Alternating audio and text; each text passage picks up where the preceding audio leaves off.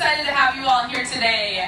Some people might say it's a little bit cold outside, but we are some hardy Minnesotans. I'm not really noticing too bad. It is a wonderful day outside. Sun's out! Resistance out! The sun is out. Like, it's a great day to be outside. I agree. Before we start anything right now, as we're gathered here, we want to start by acknowledging that we gather on stolen land.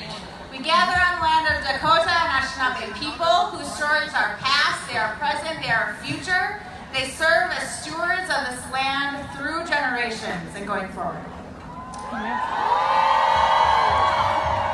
So 2 years ago, I stood with my sisters, now Congresswoman Ilhan Omar, now Lieutenant Governor Peggy Flanagan, and Senator Patricia Torres Ray. We carried that banner down that road.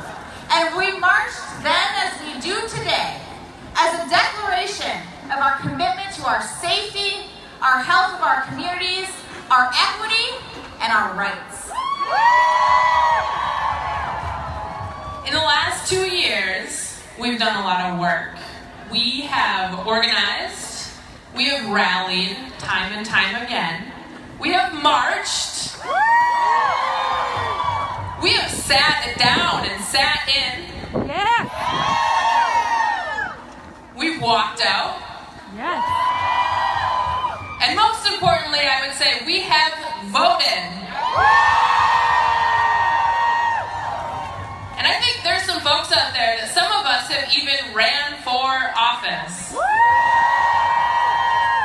So in fact, if you ran for office in the last 2 years, or if you plan on running for office in the next couple of cycles that we have coming up, I want you to raise your hand, or I want you to jump up and down if you're able. Make it known that you are part of this movement.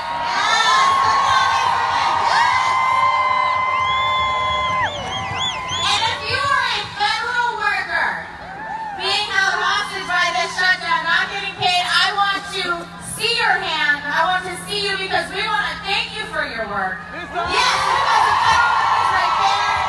I think we have some back there. Thank you. We are standing with you. Thank you. So, we're celebrating all of us who stepped up to lead. We are celebrating all of us who are leading within our communities. But we want to introduce a woman, an activist, a social justice warrior, a trauma survivor. Please welcome Women's March Board Member Janessa Marquette. Hello, everybody. Thank you so much for being here today. I really want to give a special shout out to the protest pup that I saw in the first row. So, I really love dogs.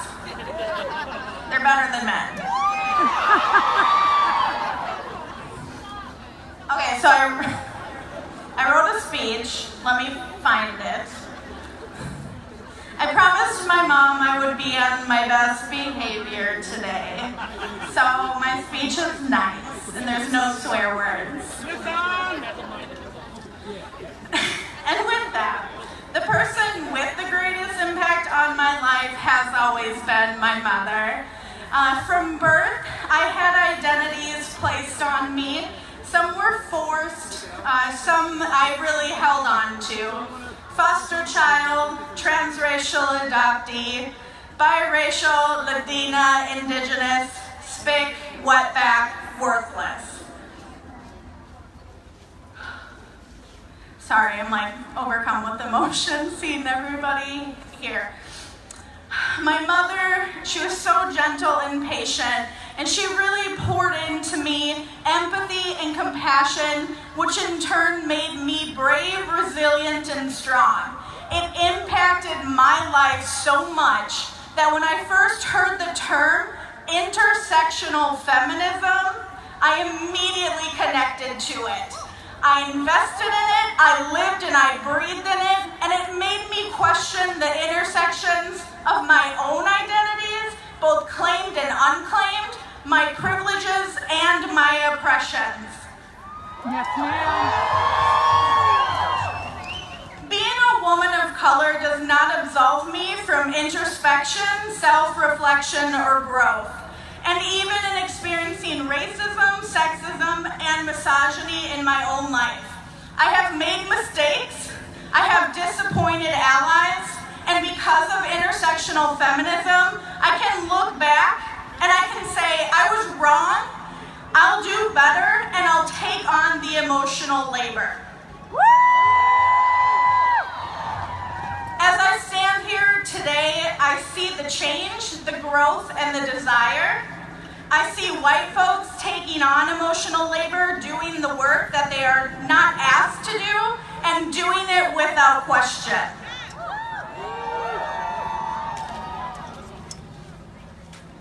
I see understanding also that they are guests within our spaces.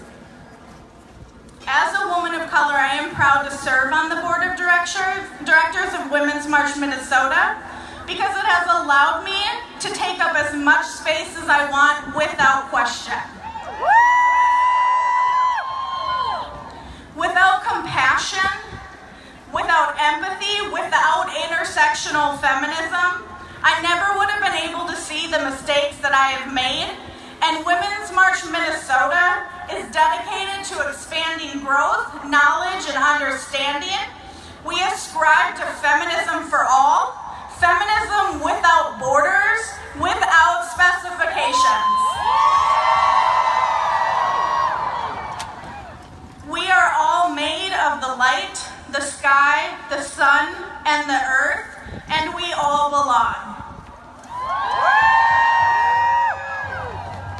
I again want to thank you so much for being here, for being out in the cold, and just, I'm overwhelmed with pride for my state today. Thank you so much, everybody.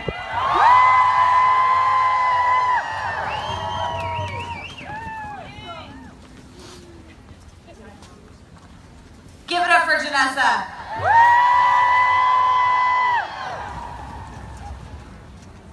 All right. Minnesotans, are you excited? Are you here? Yes! We have next for you a speech from another board member of Women's March Minnesota. Alicia Donahue is one of the co-founders. She's currently serving as the vice chair. She's lived, worked, loved, played, and thrived here in the state of Minnesota. She went to the U of M, where she got both her bachelor's and her master's. And she's dedicated her career to advocating for those whose voices have been silenced and to protecting the rights of individuals with disabilities. When she's not fighting for women's equality, she's a therapist for individuals currently incarcerated. Please give it up for Alicia Donahue.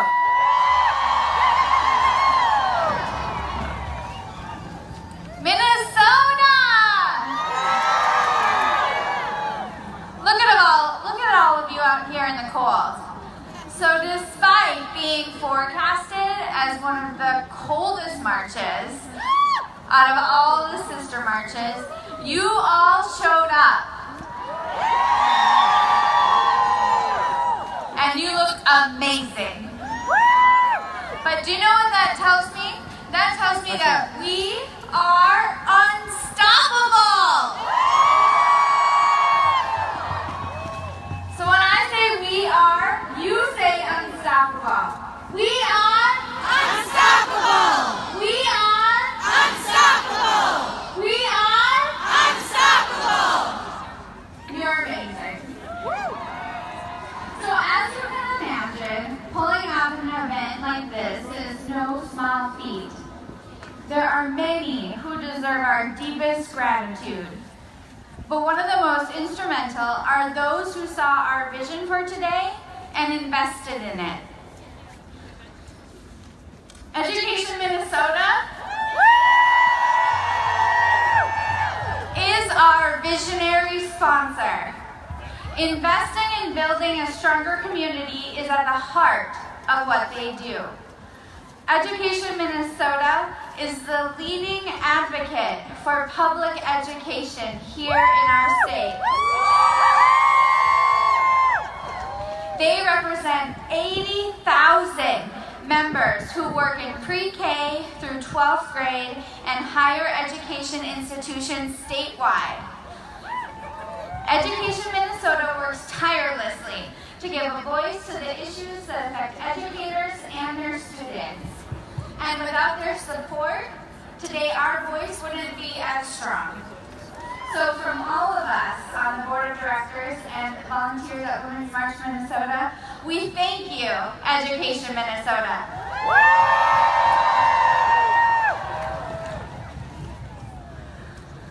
So now I want to get serious with you for just a minute. We're all here because we're concerned about the direction our country is headed, right? Yes.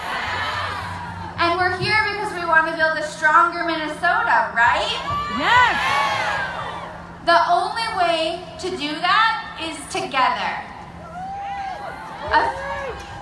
A few months ago, I was at a rally, and a speaker said something that really resonated with me. It was in reference to oppressive systems. They said that there isn't anything in place today that wasn't built and intended to be this way.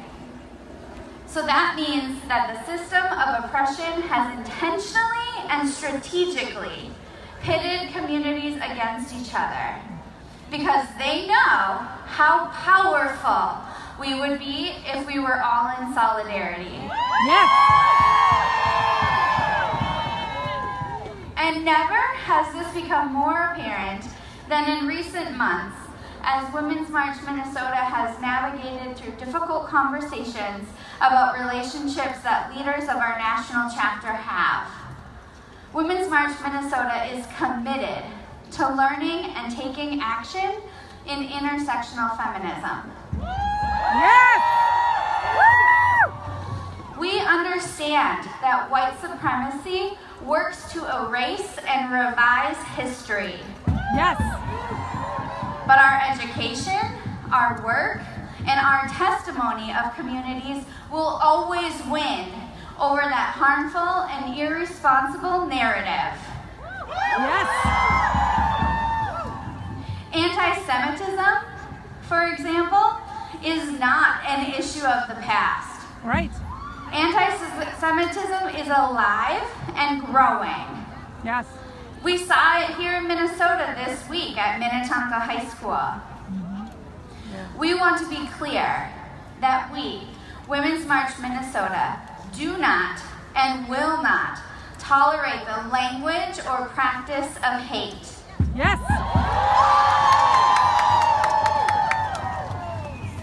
We are charting a new course into what 2019 looks like for Women's March Minnesota, what our future looks like, and as an intersectional organization, we want our community to come together to work out what that looks like as an act of solidarity and strength.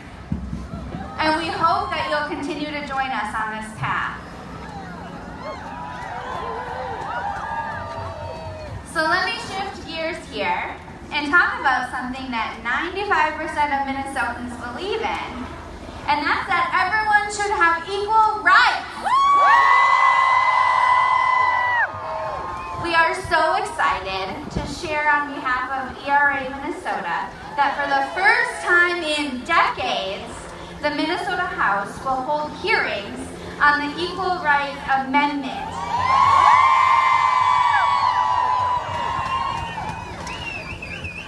And they're holding those hearings on Thursday. Yes. At the state office building.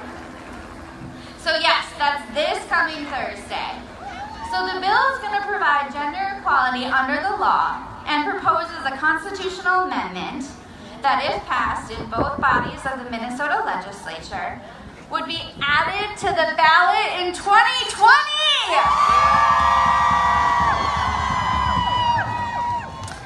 So in case there's one or two of us that are still wondering why we need an amendment in the Constitution, let me just quote M. Kathleen Murphy, the Vice President of ERA Minnesota and founder of the Minnesota Cafe Coalition.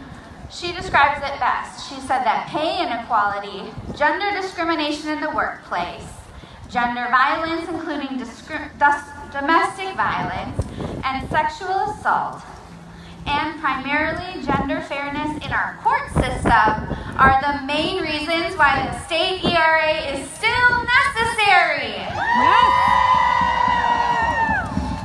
So who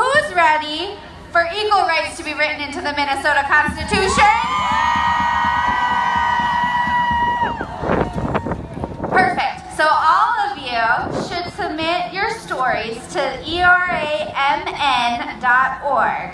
They're needing to hear some of your stories so they can share it at the hearing on Thursday. You're amazing. So also, I want to make sure that you know how to stay in touch with us as we continue down this path. So, text resistor to 22822 and we'll get you signed up for our newsletter. Oh gosh, 22828.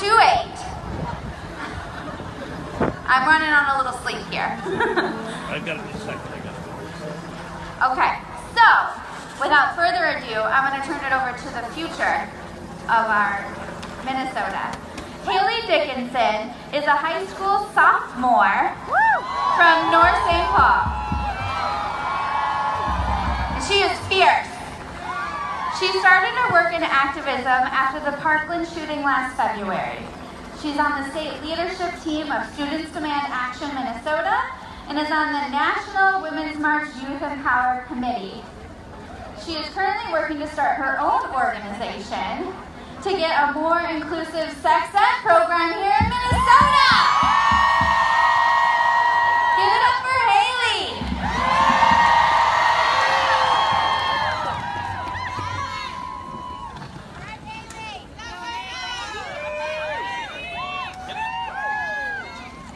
Hey everyone! My name is Haley Dickinson. I'm 15 and I'm a sophomore from North St. Paul High School. I am so honored to be on the stage with so many other amazing leaders. I got started with my activism after the shooting at Marjorie Stoneman Douglas last February. It reminded me of the absolutely horrifying reality that we live in, and it made me realize that we have accepted it for far too long. I was super eager to get involved. I went to occasional events, a couple of marches, and learned about some local organizations in the process. However, I had bigger plans. I wanted to change the world. I wanted to pass legislation where it counted, and I wanted to start working with others who had the same goal. But I didn't see a lot of opportunities coming up, especially for people my age. I searched for months, but I still wasn't seeing anything that really stood out to me as something that I could stick with long term. I started thinking about other options. That's when I decided that I had to do something for myself. I had to make my own opportunity. I did some research and began working on starting a local chapter of a national organization. I contacted two of my peers and the idea really took off. I was so excited to start turning plans into action when the school year started. But school is what ended up getting in the way and the group got pushed to the back burner. Fast forward 1 month to October of last year. By this time, I was much more involved in the activism circle, working with multiple organizations. However, something was still missing. My other two peers and I had come back together to plan a walkout following Kavanaugh's confirmation to speak out against sexual assault to demand consent education. I was absolutely shocked to see how many students had come out during a Friday school day all the way to the Capitol. Everyone was angry, but the students were absolutely furious. There was a different kind of fire that I saw that day. It reignited my passion and gave me an even deeper purpose. Our original ideas had evolved into a completely new concept, but our thoughts still weren't coming together. About a month later, we officially decided not to continue working on the group. At this point, nearly half a year had gone by since my first decision to do this, and I felt hopeless. But something that I heard that day stuck. Even though they had decided not to continue with me, one of my fellow organizers had asked me, "Are you still going to do the group?" That felt impossible. I shrugged it off and moved on. I had tried and failed, and it just wasn't meant to be. But that sentence kept coming back to me. Why couldn't I do this on my own? About a month later, I decided somewhat spontaneously that I was going to start my own organization. The possibilities were endless and there was absolutely nothing holding me back. As my ideas developed, my confidence and drive began to return. I could see my vision becoming a reality and my passion for it was and is stronger than ever.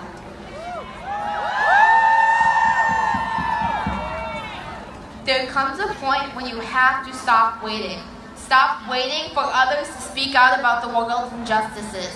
Stop waiting for others to rally against the evil. Stop waiting for others to start a movement.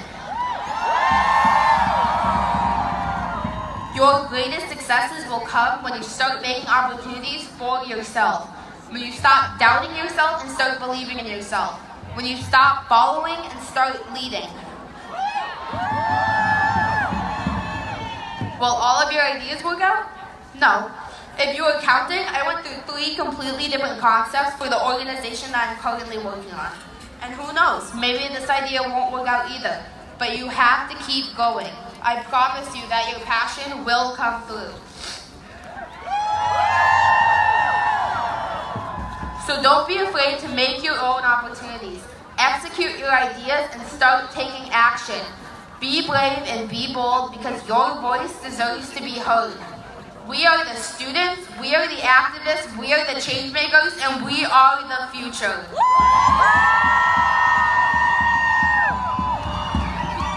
It is up to us to fight for our rights and quite literally to fight for our lives.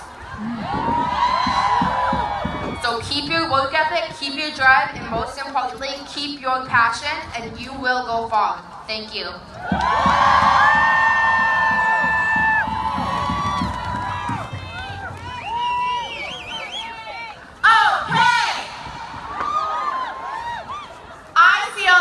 People in front of me, but I do not want to forget about the amazing people behind me on the stairs on the Capitol.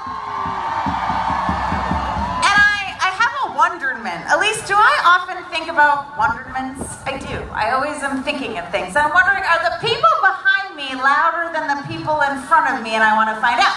People in the back, cheer! People in the front, cheer! Front, cheer! Back, cheer! I can't tell. I don't know. I can't tell. Elise? I don't know. It's a tie. Like us, we're a tie. Okay. All right, so we're gonna do a chant. I'm gonna say Black Lives. You're gonna say Matter.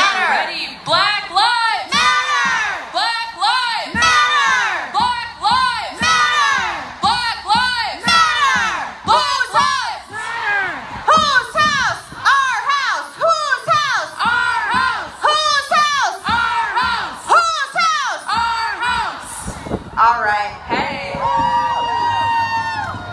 All right, so I want to introduce our next speaker. She is a Bad River, Wisconsin tribal elder, a grandmother, an educator, and a teacher. She's an advocate and community organizer for trafficking, missing, and murdered Indigenous women. She's the founder of Native Lives Matter and Native Lives Matter Coalition. She has been working in multiple coalitions for the past 5 years, bringing awareness to the ongoing epidemic of MMIW in the Twin Cities and Twin Ports area. So I want to introduce our next speaker is Renee Ann Goodrich.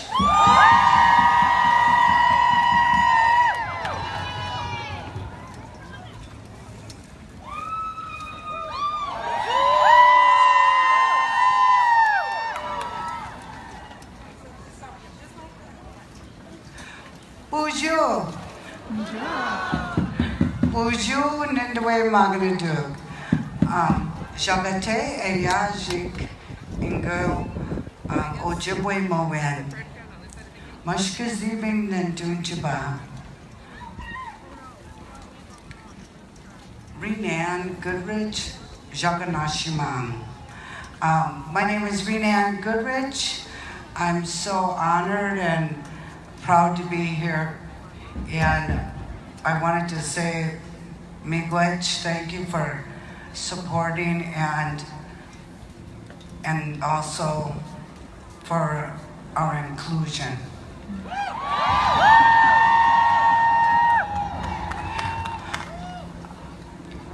here today with staff carriers, grandmothers, mothers, sisters, aunties,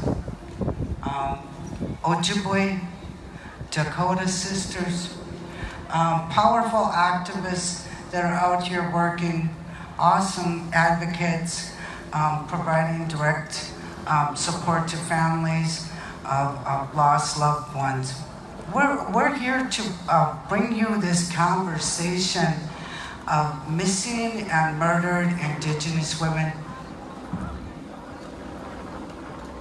Looking at many of your signs, you know, they're powerful. We've been out, my group has been here to St. Paul for, the past 5 years.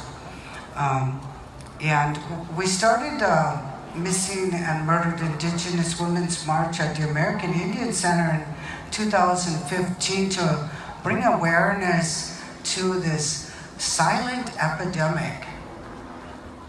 And we're silent today. So there's a lot of work that needs to be done.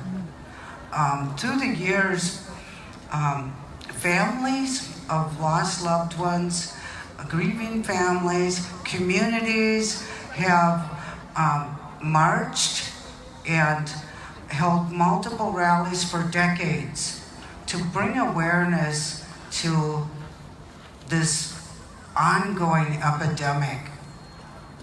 This is not a new epidemic, and it's not slowing down either. I would say the first missing and murdered Indigenous women was in 1492. So this is ongoing. It's not just localized on isolated reservations. It occurs in cities, in the rural areas. It occurs everywhere where there is Indigenous women. So this is not an Indigenous problem. This is a global problem. This is a human problem. And we're here to rally support for some new legislation that needs to happen. And we're asking our allies to include this conversation into all the work that you do. This conversation is not an isolated conversation that doesn't pertain. This is a human issue. So, you know, think about the women in the work that you do every day. Underneath the umbrella of missing and murdered Indigenous women are multiple issues that contribute to it. Trafficking. Trafficking is a global. It's a 150 billion industry globally. And Wisconsin is within the first top 50. Milwaukee, Wisconsin, my hometown, is in the top 50 highest rating of cases for trafficking. And I think Minnesota's a little further down, but not that far down on the first top 100 cities in the United States. And then we have the Duluth Twin Ports area. So we're here, I'm reading your signs and they're awesome. And we're here to rally support for our sisters, your Indigenous sisters.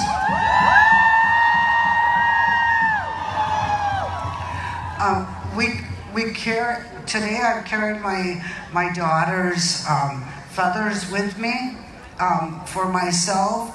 As a family member, I've lost 3 of my sisters, and I've lost my daughter last year. So we are out here. Families are out here. Please support the families of lost loved ones, because families are the frontline leaders of this missing and murdered Indigenous women's movement. So thank you for your support. most importantly, what currently is happening right now, because for decades, activists and family members have been working, struggling through the system, systemic racism within the system to bring justice and visibility to the injustice. So we can make it happen here in 2019, and that's why we're reaching out to all of our allies, is to include this conversation into all the work that you do, and to support this new legislation that is coming down. Legislation started last year, 2018, but of course, things get stalled, and political games are played, and then it's pushed to the end of the year, and we have a change of the guard. Well, that's enough, This is the year that we can make it happen. We've got the women's wave, and we can do it. This is the year. I wanted to ask our representative to please share some legislation, some new legislation that's going to need our support and demand that we push that through. Reading some of your signs. Together, we fight for all. Okay? There we go. Vote. Your vote makes a difference. Yes, it does. We've got the women in the House is the women wave. So 2019 is the year that we're going to be we will not accept no for an answer. We'll be able to push this legislation through for the missing, for the murder, for our Indigenous relatives, for our lost loved ones. This is a human issue, and we need everyone on board. Miigwech.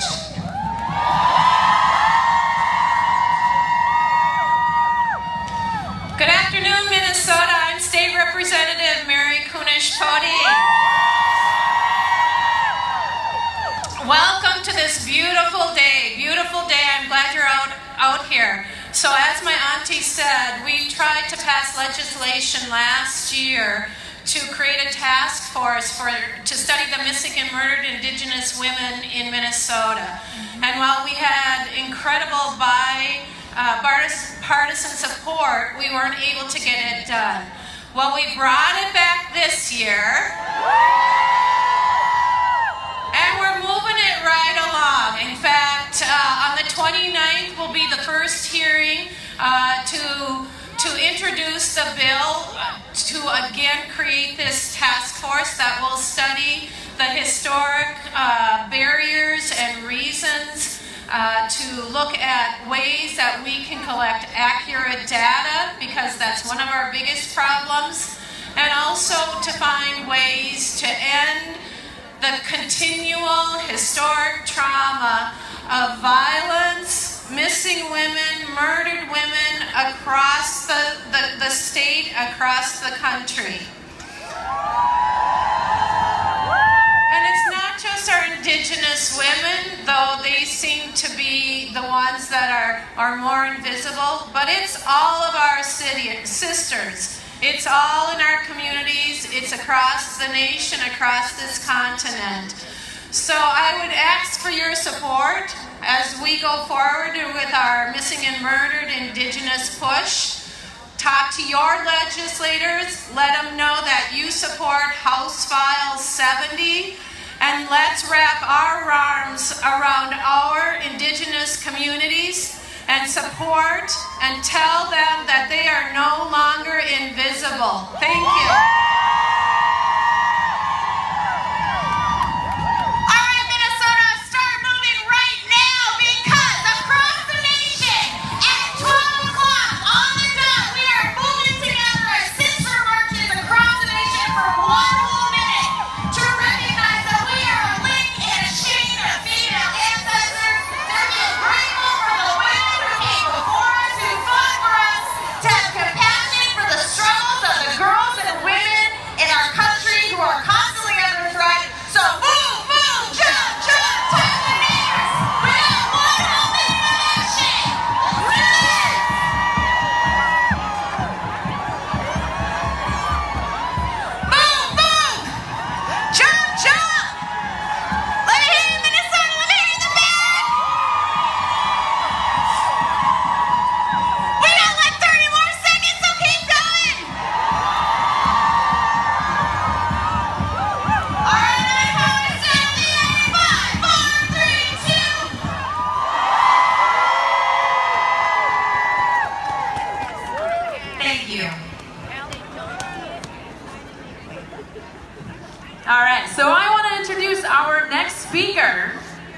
She's ready? She's ready.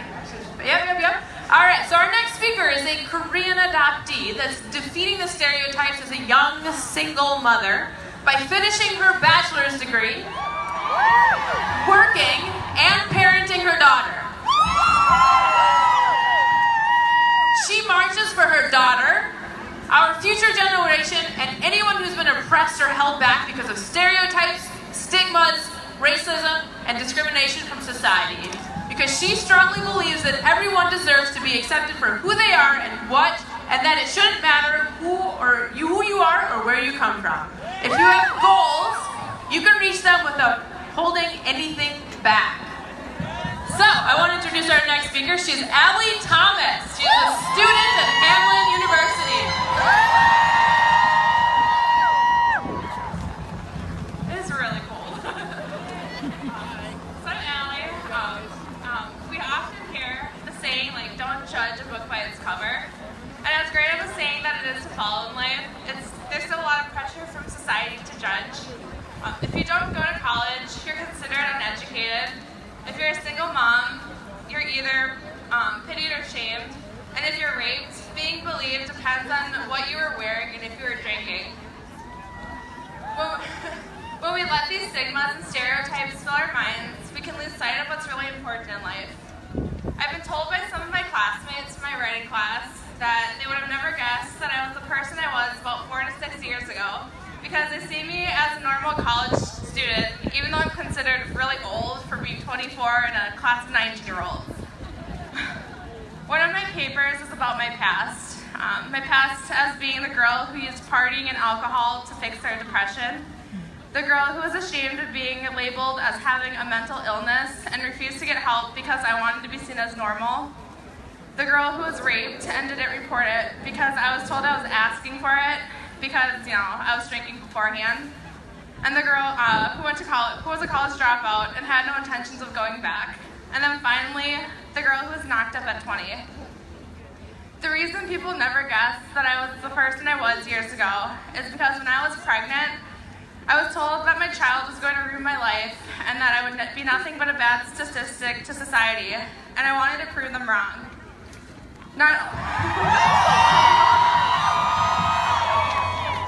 Not only was my daughter my second chance at life, but as an adoptee, she is the first person I know that shares my DNA and looks like me, so that made her extra special.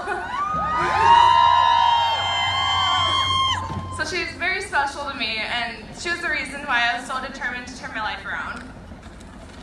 As a new mom, it scared me to raise her in a world that is so corrupt and filled with hate. But what made things less scary was finding my voice at my first Women's March and making it a point to raise her to be a strong and independent woman.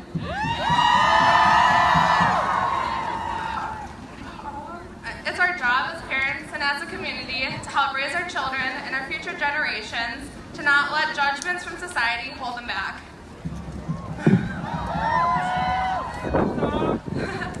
My past has made me the strong person that I am today, but if I could go back in time and change something, I wish I worried less about being judged and had felt more comfortable enough to listen to what I really needed. We should raise our children to know that things like race, gender, sexuality, or where they come from should never hold them back from fulfilling their goals and dreams.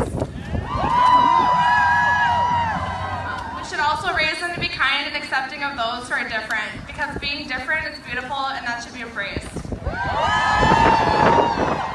And we should raise them to judge less and to love more. I was able to break the stigmas and the stereotypes as a college dropout and young single mom by getting myself back into school, going from a .56 GPA to a 3.85 GPA. Became a Hamlin University student, going into a career in law enforcement as a woman, even though it is seen as a male-dominated field. And being a strong role model for my daughter and not being a bad statistic. If there's one thing that I would hope for you to take away from me today, it would be the desire to teach our children to embrace the diverse people around them, both in and outside of our country, so that we can shape our children into the positive change we want to see for our future. Thank you.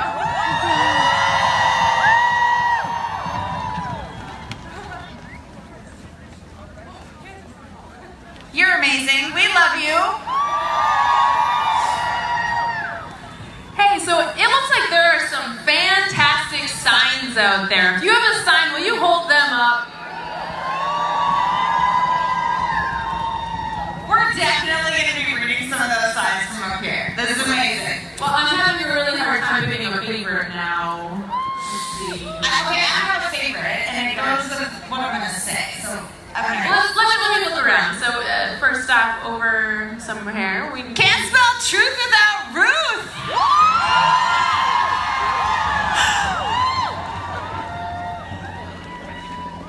Gravel by the patriarchy. Oh, girls just want to have fundamental rights. All right, I want to introduce our next speaker. I was fangirling back there because our next speaker is an immigration attorney, owner of her own law office, hosts an Immigration Nation podcast. She's made 4 trips to family detention centers along the southern border to represent detained families seeking asylum. And in December, she went to Tijuana to represent asylum seekers from the caravan. During that trip, she was part of an 18-hour standoff with U.S. Customs and Border Protection who were refusing to process asylum seekers, including the family, from the viral, devastating, and heartbreaking photo that we saw of tear-gassed children. She was named the 2015 National Advocate of the Year by the Immigrant Law Center of Minnesota, the 2015 Attorney of the Year by Minnesota Lawyer, and in 2017 she won the Special Recognition Award from the Advocates for Human Rights for her work on the MSP Airport Rapid Response Team in the aftermath of the Trump Muslim ban. She is a vocal opponent of the Trump administration's misleading and hateful rhetoric about immigrants, which I hope we all are. And I want to tell you, if you want to see what is happening, hear the stories, and see the people that are being affected at the border, you should follow her on Twitter. So you need to give it up for Carolina, our next speaker.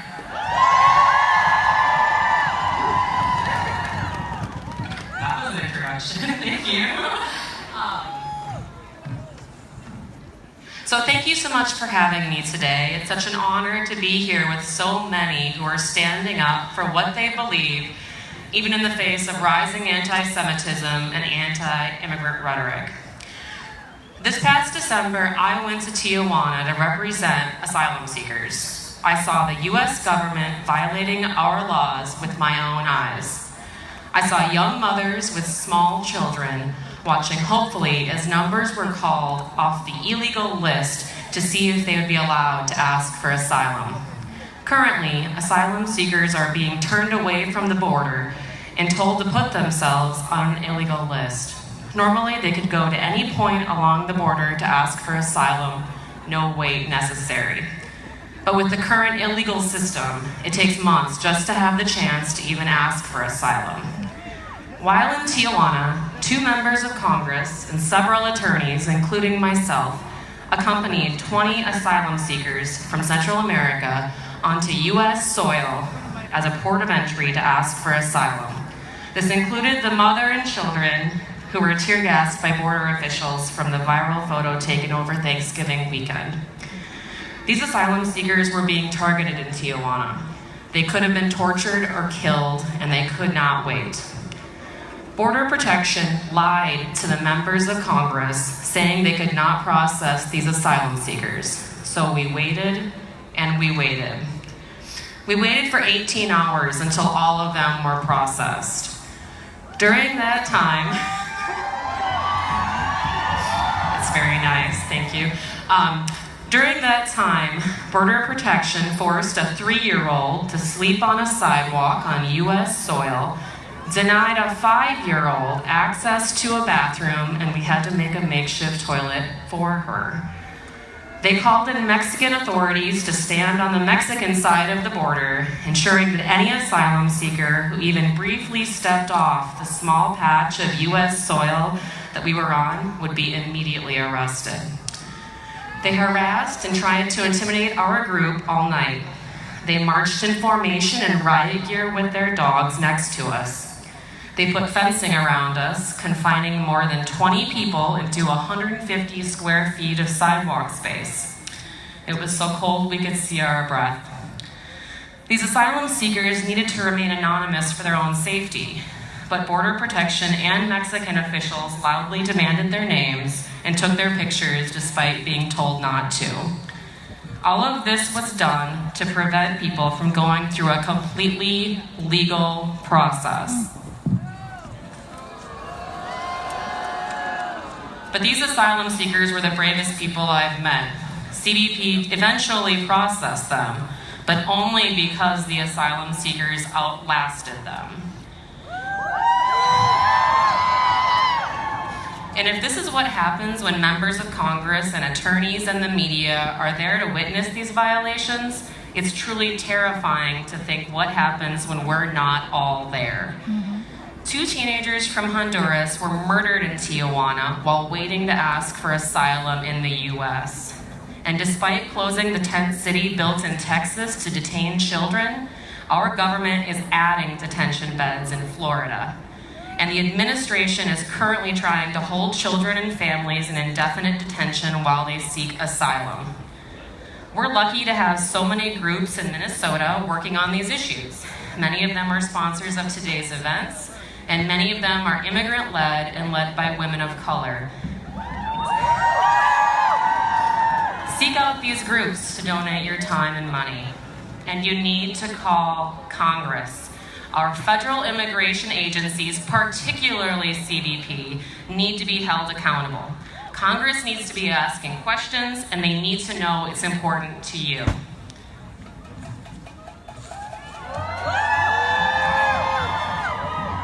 So before I end, I want to share one more story from the border. In our group was a 17-year-old girl. She looked much younger. Moments before we left for the border, she quietly raised her hand and told us that she did not have a sponsor or a place to live in the United States. She was from Honduras and had made the journey north by herself. She couldn't get in touch with her family, and she was entirely alone. We talked with her and explained that she would be detained longer than the other kids because she had nowhere to go. She decided to go to the border and ask for asylum anyway. After waiting for hours on that sidewalk, when she was finally allowed to present herself for asylum, she gave us a hug and thanked us. We watched her bravely walk up to the border station by herself. And just like that, she was alone again.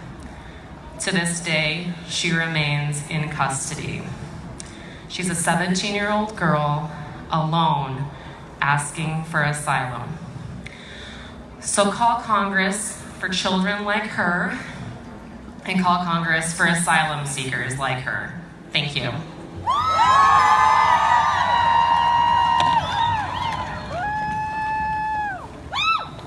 so excited. You're amazing. At KARALYNUM. Follow her on Twitter. I'm being serious. Thank you, Kara. I have a bit of housekeeping. Martha Anderson, you lovely, lovely woman, you lost your license and we have it up here for you. So come get it if you'd like, otherwise we'll mail it to you. All right, so I want to introduce our next speaker. Actually, I want to take 1 second to recognize we are probably the coldest women's march going on today. Right? Yeah, like there was one in Antarctica 2 years ago, and it actually might be colder here. I don't know, it's global warming, right? We win, essentially, is what's going on. So thank you all, thank you.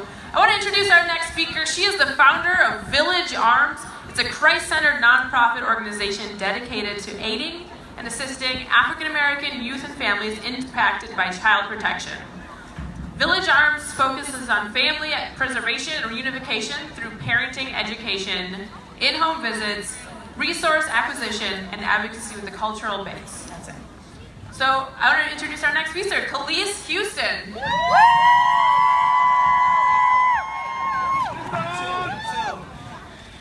Hi, so yes, my name is Khalees Houston, founder of Village Arms, and I'm also chair of the NAACP's Child Protection Committee. And I'm really happy to be following the woman that's working to address the crisis at the border, because what I want to share is that we have the same crisis here in Minnesota. African American youth are being removed from their homes at an alarming rate, and a large number are crossing over from child protection into the juvenile justice system. I want to also add here that this isn't just a black problem. There's a category of children identified as 2 or more races. That would include children with a black and a white parent. So white women raising black and brown babies, you're impacted by this issue as well. We don't need more allies, we need accomplices. And what I'm calling and asking for today, is that everyone reach out to their representative and their senator and urge them to sign on in support of the African American Family Preservation Act.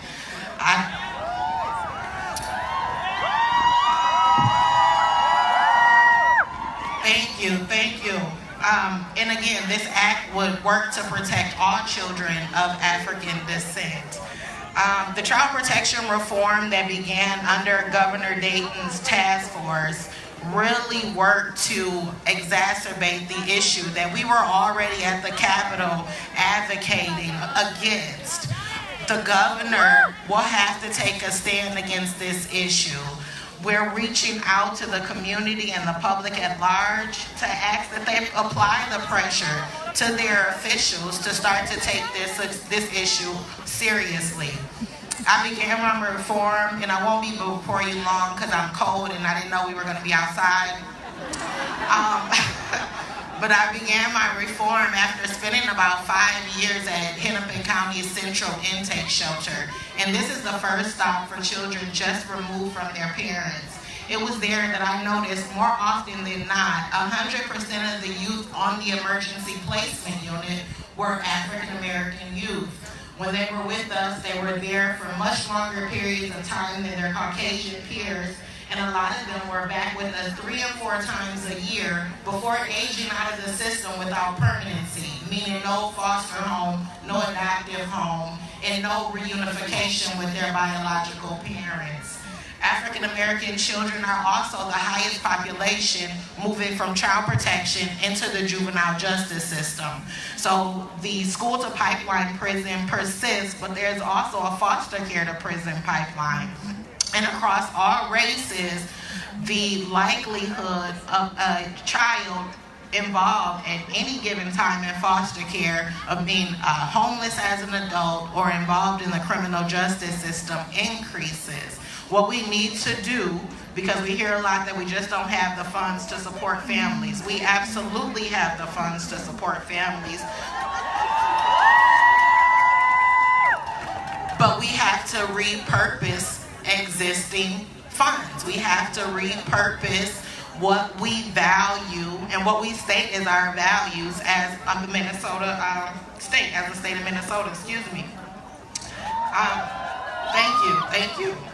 And while Minnesota is among the worst, this is a long-standing national issue. So at some point, we'll be taking this to the feds as well. But let's start here. Let's start in Minnesota. Let's do something.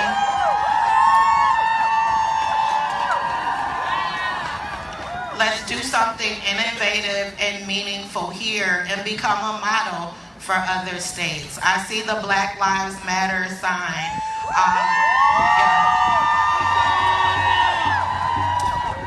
If Black lives truly matter, we have to work to protect the most vulnerable amongst us, and those are our children. So again, I'm asking for accomplices to help us fight and apply pressure to the state to engage our families differently. Contact your elected officials, specifically those in outstate Minnesota that have a better reach than those of us from urban communities.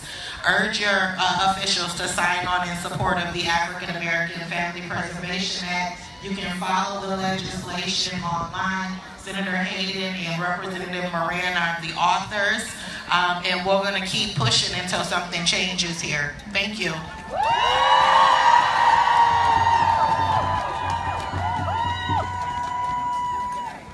Oh, you will notice I'm up here alone because my wife deserted me to go to the bathroom. She's going to find out I said that later when she comes back. I want to welcome our next speaker. Our next speaker is bringing all the inner Shirley Chisholm. She's dragging up her own folding chair. She is the vice president of the Minneapolis NAACP. She's a native Minnesotan, and she is a member of the St. Paul Police Civilian and Internal Affairs Review Commission. She's the lead organizer of Minnesota Restore the Vote Coalition. She has diversified and humanized the movement for voting rights. Please welcome Anika Bowie.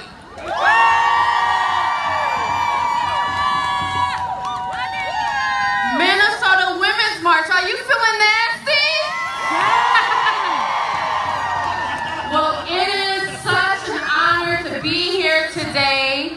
I, as Vice President of Minneapolis NAACP, it feels good to cross the river and be back home in my great city of St. Paul. And when I look out and see the wonderful, brilliant women in this march, I know that there's no march that's colder than a movement of women who's fired up and ready to go. The NAACP marches with you because we believe Black women are not allies, but partners in our collective freedom, equality, and opportunity. Our organization has a strong legacy of Black and white women working together for the betterment of Black lives. And in the Honorable NAACP's founding mother, Ida B. Wells, shout out to Ida B. Wells, she did not play. She was a nasty woman. She says, the way to right wrongs is to turn the light of truth upon them. At a young age, I grew up sitting on the front porch with my great-grandmother, singing my favorite church song, This Little Light of Mine. We would sing so loud for the entire Rondo neighborhood to hear two off-pitch Black women singing, This little light of mine, I'm gonna let it shine. And she would tell me stories about the importance of education and standing up for what's right. Her voice full of pain, painted with promise, and her eyes beaming with hope for a future for her great-granddaughter to be her shining light. And with a heart of conviction, she would say, sunshine, it's one thing to have a light.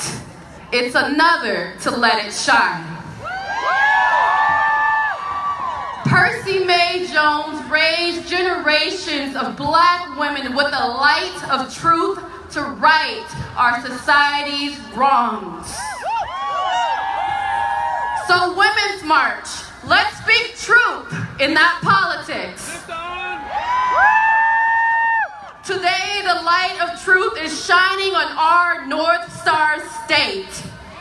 A state that welcomed enslaved Africans fleeing America's racial discrimination to enter Minnesota's nice version of institutionalized racism.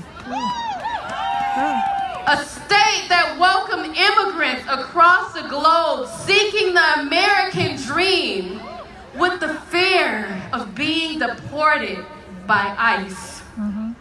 A state that welcomed a rainbow movement that taught this country that love always wins. But lost the sight of Black trans lives matter too. A state sacred native land and through indigenous bodies, we have to remember. That's right. A state that gives people second chances but locks them in a second-class status. And that's why we say hashtag restore the vote Minnesota. So I ask all of you today, will we become the truth for not only one Minnesota, but all Minnesota? The Minneapolis NAACP dares you to shine your light of truth on what's right. And let's be clear, women's rights are civil rights. Women's rights are human rights.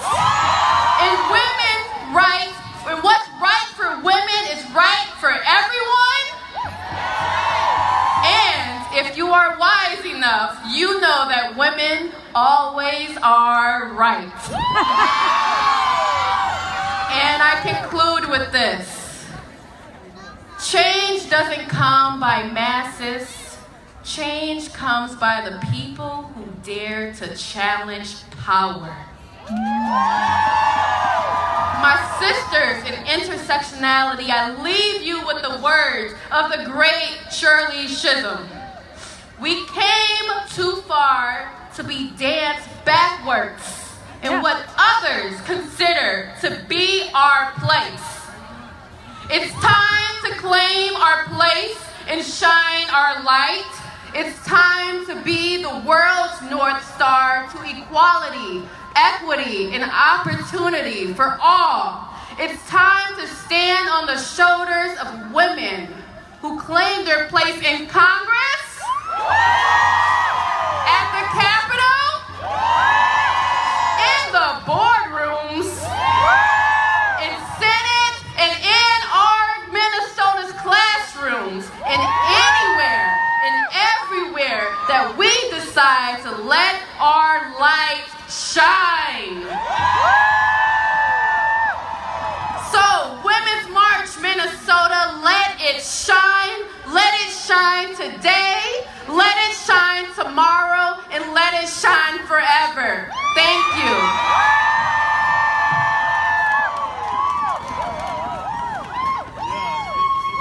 Oh my gosh, she's great.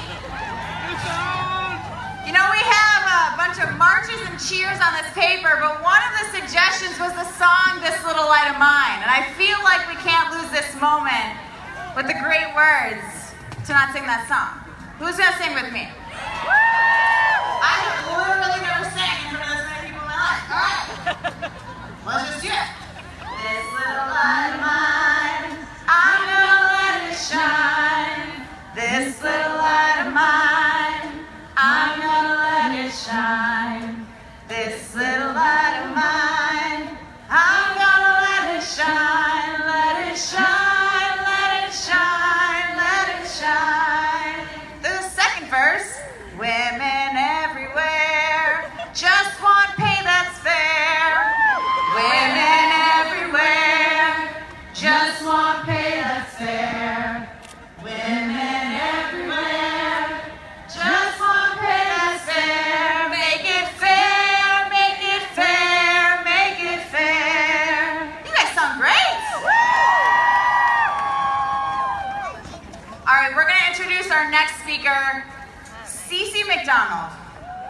Cece McDonald is an activist, speaker, and icon in the LGBTQ community. She has been rising to international recognition after surviving a white supremacist and transphobic attack. She is now a nationally recognized storyteller who articulates the personal and political implications of being both Black and trans. She's been profiled in Mother Jones and Ebony and Rolling Stone. She's the subject of the acclaimed documentary Free Cece, produced by transgender activist Laverne Cox, and in 2014, The Advocate included her in the annual 40 Under 40 list. And that same year, she received the Bayard Rustin Civil Rights Award by Harvey Milk LGBTQ Democratic Club. You guys, please welcome Cece McDonald.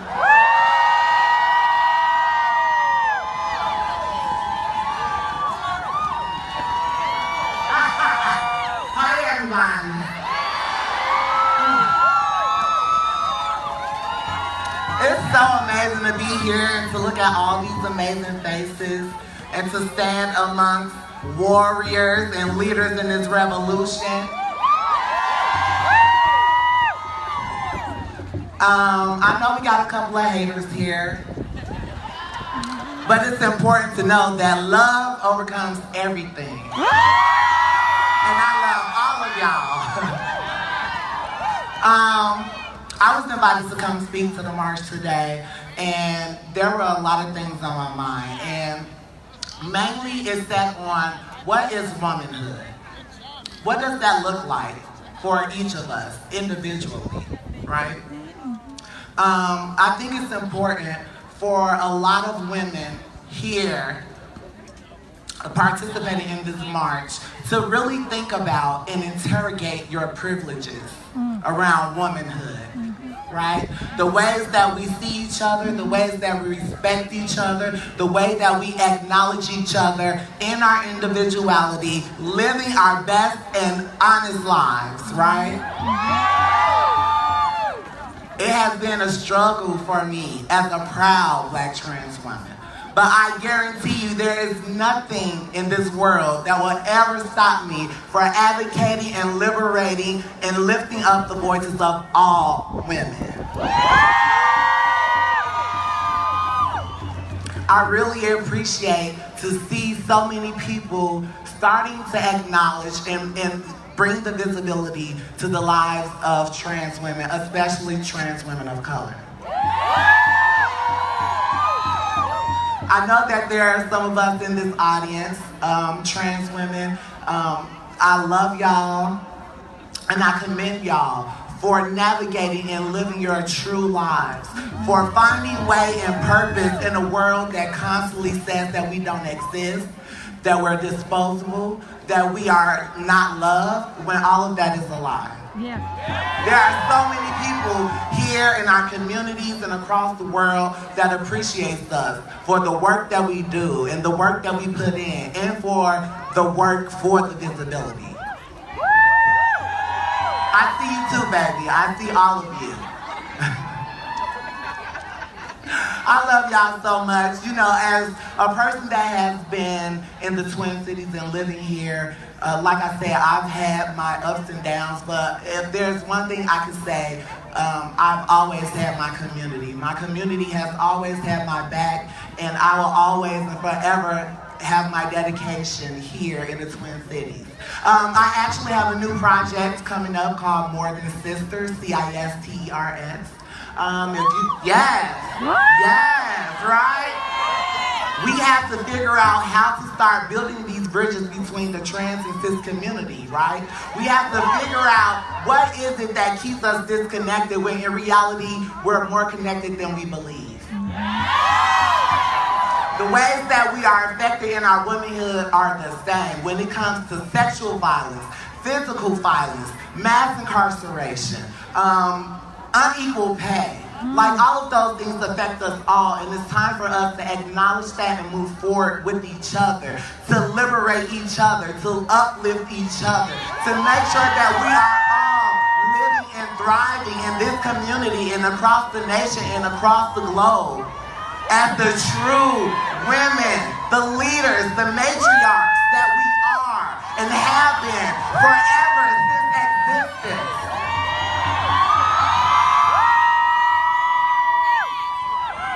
Who runs the world? Yeah. Who runs the world? Yeah. Yeah. Come on, Beyonce icon. But in reality and with sincerity, I just want to thank y'all again for the support that I've been getting from so many of you. You have uplifted me in ways, and I always said that I would use this platform to bring visibility and uplift the narratives of the most disproportionate, the most marginalized. That's me. I fit the intersection. I'm Black, I'm trans, I'm a woman. Every day for me is a struggle. Yes. But through my struggle, it makes me stronger because the people who think they are holding me down are only making me stronger. They are only making me wiser. They are only making me fight harder. everybody leaves this space with the same energy. I hope that we are willing to interrogate our privileges and stand back and think about what it's like to be that person, to be empathetic, to be understanding, to be willing to make a change, not just for the people around you, but for yourself. See, being a woman is more than a hat or a body part. It's about the way that you carry yourself, the way that you push people, the way that you uplift people, the way that you be a woman has everything to do with freedom. And Angela Davis said it best herself. No one's free unless trans women are free.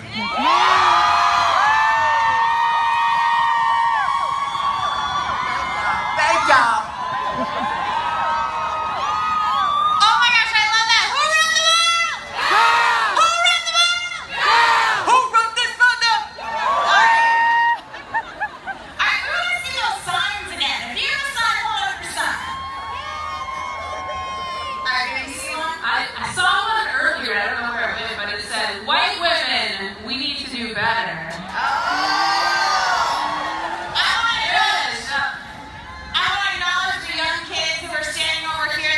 March for our future. I did not ever think I would be part of a change era. I certainly wouldn't have thought of it when I was 9. So give it up for the young folks who are out there organizing. They are doing work we should have been doing a long time ago. All right, I want to introduce our next speaker. I've had the privilege of working with her before. She is the co-director and co-founder of Release MN8. She's the daughter of Cambodian refugees and came to the U.S. at age 4. She's the sister of one of the Minnesota 8 Cambodian Americans who were detained by ICE, or Immigration and Customs Enforcement, in August of 2016. This action spurred the Cambodian community living here in Minnesota to form Release the MN8 campaign in order to fight for their release. Since 2016, they have secured the release of 3 of the 8, and they're continuing to collaborate and work with every directly impacted member and fight for the Southeast Asian communities in the United States facing ever rigid and dehumanizing immigration standards. Please welcome Montachum and Senator Patricia Torres Ray.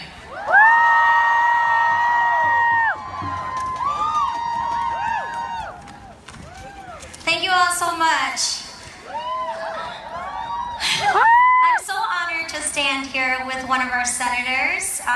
Also an honor to stand here with all these amazing activists that are here with me today, and especially my 2 daughters. They are our future.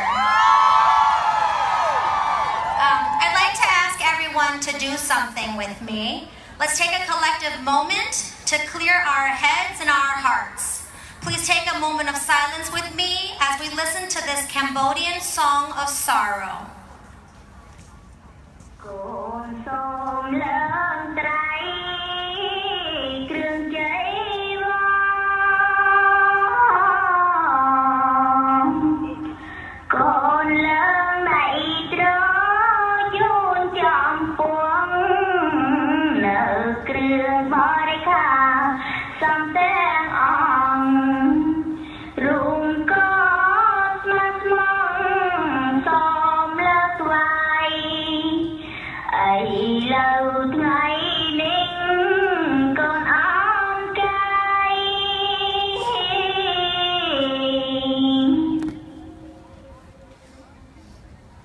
Thank you so much for listening.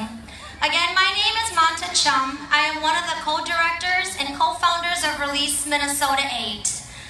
I am a Cambodian refugee born to refugee parents who escaped the war and genocide. What you heard was called Smoke. It is tied to my heritage, sung at Cambodian funerals. It is done when we suffer loss. It signifies sorrow, pain, and sadness for the Cambodian people, but it also brings healing. And we are living in a sad and fearful time. We are not alone in this fight. We do this to shatter the illusion that we are separate. We are connected in this fight. All oppression is connected. We are not free free until we are all free. Release Minnesota 8 started as a campaign led by women to free our loved ones from the shackles of ICE. It was women who were at the forefront of this fight when our family members, partners, friends, community members were threatened by these deportations. We demand all deportations stop. We demand our voices to be heard and to stand against the violence embedded in this country's immigration enforcement system. In the Southeast Asian community, the recent raids have increased over 270% in the last 2 years. That is devastating. Behind each person impacted by these deportations are families, wives, husbands, loved ones, and children. They are being separated and torn apart. We are not just here for the Southeast Asian people. We are here for other immigrants who are impacted by these hateful policies, and we are here for everyone and anyone who faces violence at the hands of the oppressed administration. We stand in solidarity with every woman that have been on this stage before me and that will come along after me. We believe in the mission of the Women's March to harness the power of women and their communities to create transformative, and I'd like to just add restorative social change. We continue to do the hard work of defending our communities in these hard times so that other people don't have to continue to live in fear. As human beings who know what is happening and is wrong and are allies, we need your help. Volunteer your skills. Help us fundraise. Donate your money. Follow us on Facebook today. We ask you now to stand with us in this fight because we will not stop until all deportation ends. For all people. Please say this with me. Put your fist in the air. Stop the raids! Stop the raids! Stop the raids! Stop the raids! Stop the raids! Thank you so much.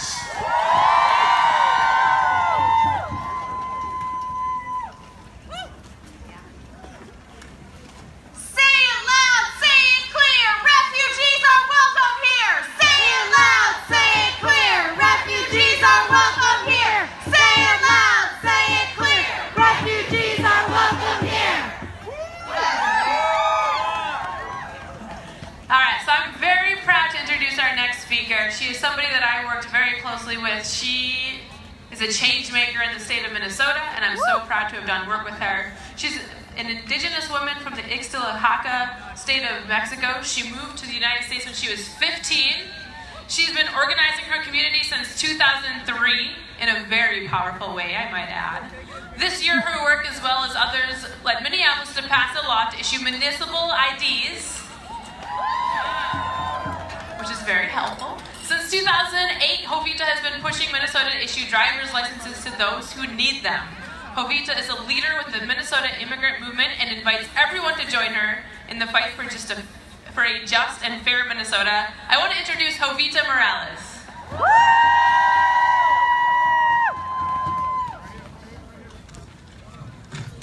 Buenos días. Buenos días. Salam alaikum. Seta hai. My native language, I can say Kimi. My name is Jovita. I grew up in the indigenous town, Mexico, with my parents, grandmother, and my great-great-mother. At home, we spoke Mazahua. That's my native language. I had to learn Spanish when I started at school.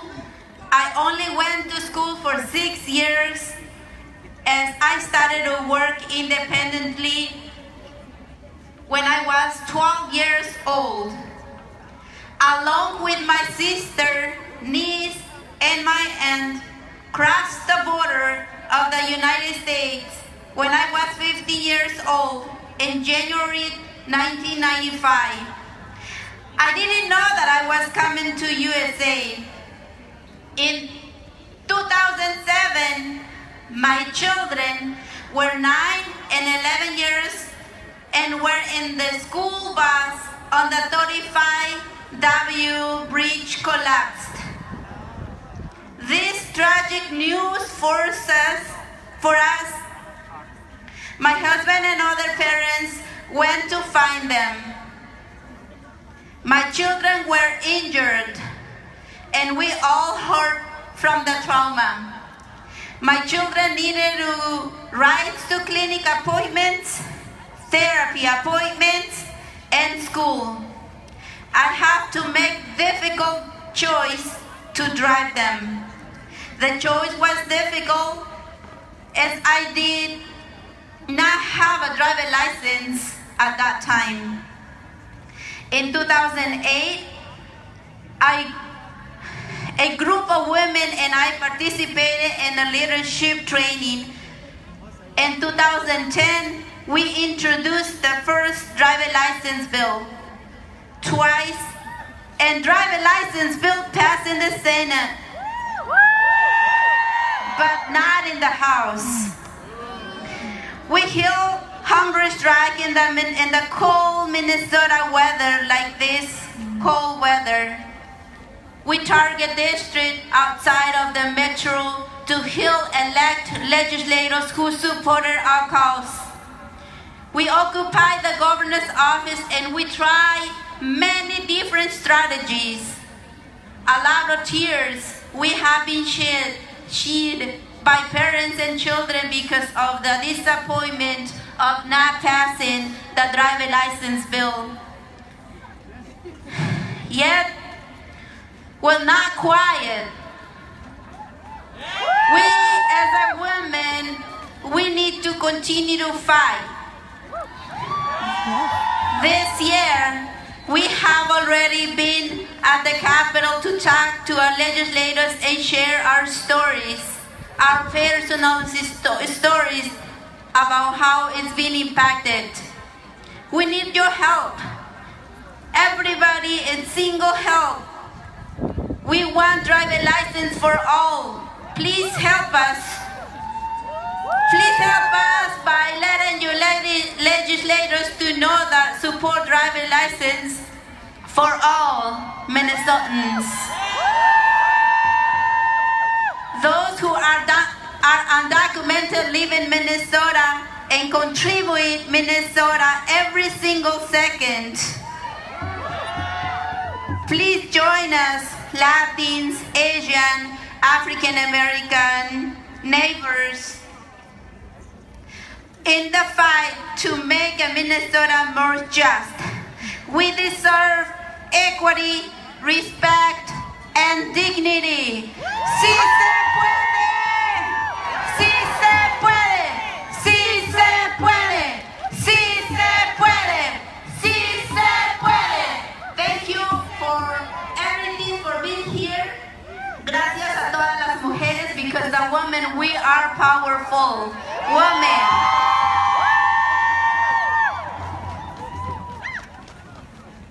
Thank you, Jovita. We had the pleasure of working with her. She is like literally being around the sun, this very warm sun that is warming us. So I just want to call out a few other signs I saw. Raise them up again. Again. Yes. I love this. Empower women, empower women. I see it. Okay, ladies, now let's get information. Sign over there. Do you see any? Oh, believe me. I believe you. I believe her. Boys will be held accountable. Hey! That's us. Okay. Our next speaker is the aunt of Marcus Golden, who was killed by St. Paul police on January 14, 2015. He was buried with love. Our next speaker knows the importance of community firsthand and is grateful for the individuals who have supported the family of Marcus. And our speaker is dedicated to creating and supporting platforms centered on justice for police homicide victims of all colors, support for their families, and police accountability to address issues painfully unique to police homicides. Please welcome our next speaker, Monique Colors Doty.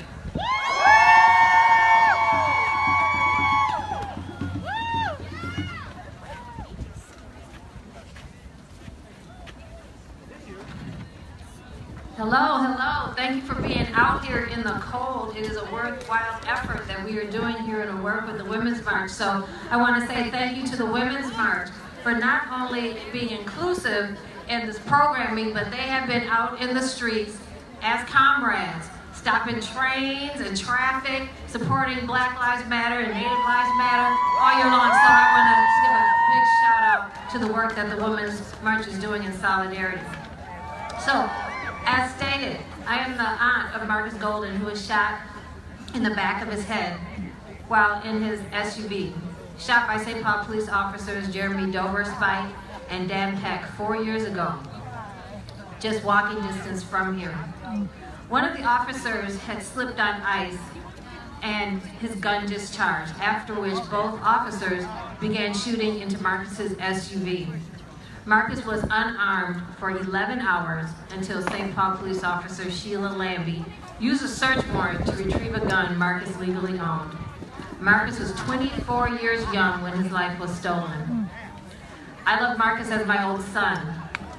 So for many grandmothers, mothers, godmothers, aunts, and sisters who have experienced the loss of a child or a young adult, perhaps it was a miscarriage, an abortion, stillbirth, SIDS, terminal illness, drunk drivers, suicide, addiction, or gun violence, some of these experiences can be private, while some are shared with just the individuals who are closest to them.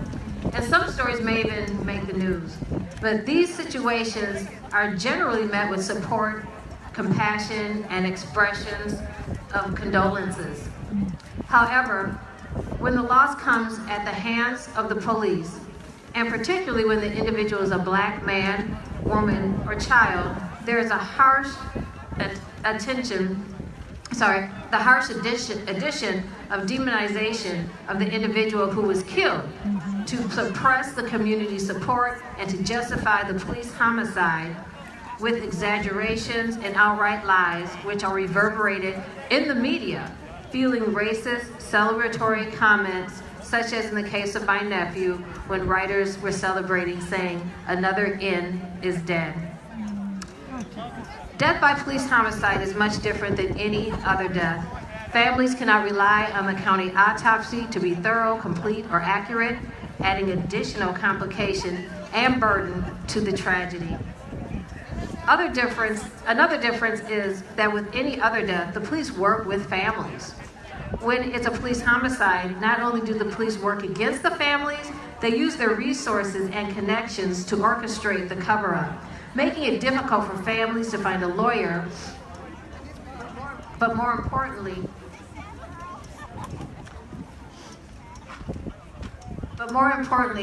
this is a tactic used to heap trauma on top of trauma, weighing families down to a point of complete devastation and despair, where self-preservation and self-care must become the priority, particularly in instances where police employ harassment tactics against the victims' families. Families often give up the fight for justice, lacking the strength and resources to continue the fight. Just like the pain you feel from the passing of your loved one, the pain experienced by families of stolen lives is not only as real, but is amplified by the series of injustices that follow the police homicide. This is why we stand up and protest. This is why we stop trains, block traffic, and shut down freeways to decry the injustices. To decry the injustices of stolen lives and the laws created to maintain the status quo by not holding killer cops accountable. It is time for equal protection under new laws for the melanated people of this country and all stolen lives.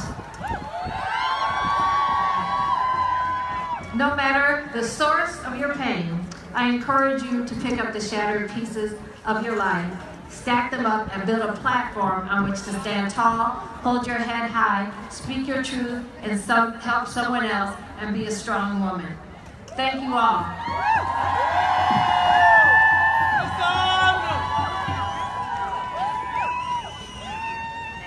All right, we're going to jump while we introduce the next folks, because that's wind is cold. I love you too. All right. keep jumping. Our next speaker is the founder of Commit Kindness and helped launch the Muslim and Jewish Women of Minnesota organization. She's amazing. Please welcome Sarah Schoenwald.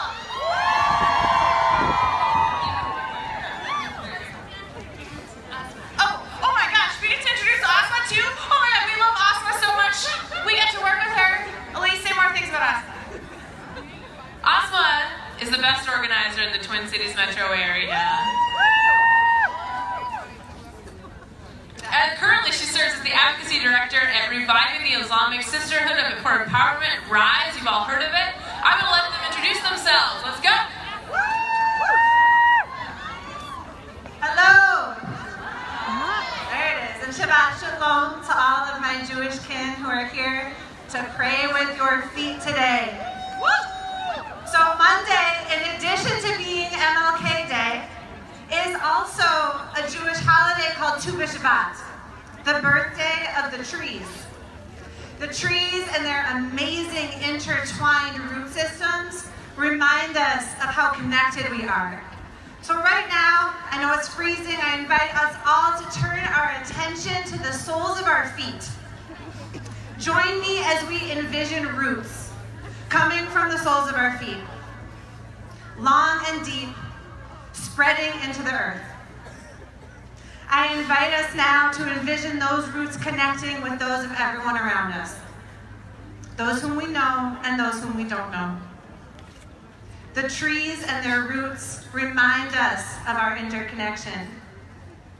So I'm here as part of the National Council of Jewish Women of Minnesota, where we turn our progressive ideals into action through policy advocacy, direct service to promote equity, and leadership development. I'm also here as one of the founders of Muslim and Jewish Women of Minnesota. We formed Muslim and Jewish Women of Minnesota to join together, to lift our collective voices, and to work towards equity and justice through public advocacy. Like trees in a forest, we know we are stronger together. And our practice of solidarity means that we show up alongside each other. So I want to tell you a story, and that's this. The day I told my kids about the terrorist attack at the Tree of Life Synagogue in Pittsburgh, my 8-year-old daughter asked why it happened. I replied almost instinctively, because there is a lot of hate in this world, and we have to love harder than they hate. Yeah. Loving harder than they hate isn't easy. It means that we need to stay in relationship with each other even when we feel challenged or uncomfortable. It means that we are committed to one another in joy and in struggles. And loving harder than they hate doesn't just happen. It means being bold in our vulnerability, in hard conversations, in rigorous self-awareness, in understanding the ways that we impact one another, in finding our way through conflict, and in meeting moments of uncertainty with honesty and shared purpose. We stay in relationship. We love harder than they hate, because doing so, it is the only way that we will be able to achieve the promise, our promise, of a multiracial, multi-faith American democracy. So let's turn again to the soles of our feet, to our interconnected roots. And may the truth of our interconnection continue to ground us and continue to show us the way through the journey ahead, because connected we march and united we win. Assalamu alaikum wa rahmatullahi wa barakatuh, everyone. Peace and blessings to you all. My name is Asma Muhammad, and I'm the Advocacy Director at Reviving the Islamic Sisterhood for Empowerment, where I work to amplify the voices and power of Muslim women, giving Muslim women back the mic. We work to dismantle white supremacy and patriarchy, so my work is tied directly to my own liberation. Almost exactly 9 years ago today, I started wearing the hijab. And I did so knowing that half of the people I loved wouldn't support me. that they were scared I was going to get attacked. And they were right. And I still made my choice. I usually hate talking about the hijab because it's all white progressives want to know.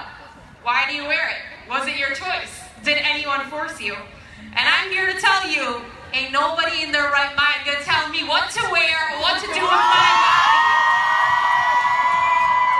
So when you march with my sisters and I who choose to wear the hijab. You march for my right to wear it. But this is about more than just me, so I want to share a story with you all. Yesterday, my 5-year-old niece Haya was talking to my mom, who just returned from Pakistan. Amma, she said, did you bring me any LOL dolls back from Pakistan? My mom said, no, they don't have them there. She said, so what do the kids there do? And my mom told her they study and play with other things. So Haya responded, well, when Martin Luther King comes, he's going to change that. Later, my sister decided to break the news to my niece. Haya, she said, Martin Luther King went back to Allah a long time ago. What? Haya was shocked. He's dead? Then she asked, well, who's going to bring change? And my sister said, well, what did Martin Luther King change? And Haya replied, he made us all equal, so we could all go to school together.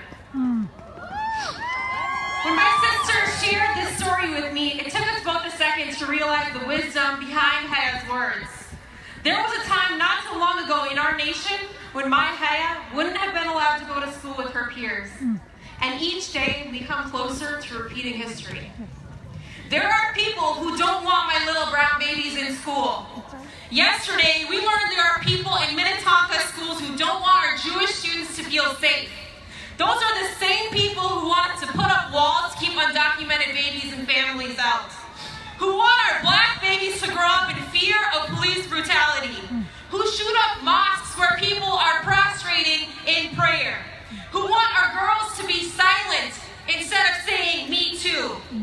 The ones who refuse to humanize my hijab and refuse to believe that Sarah and I stand here as sisters, Jewish and Muslim, and it's together in human solidarity, in our shared humanity. I'm here to remind you, when they come for us, they come for us all. Will we protect one another? Yes. Will we let them come for our babies? No. When it's time to fight, I hope you will be standing right next to me, just as Sarah and I are today. Thank you.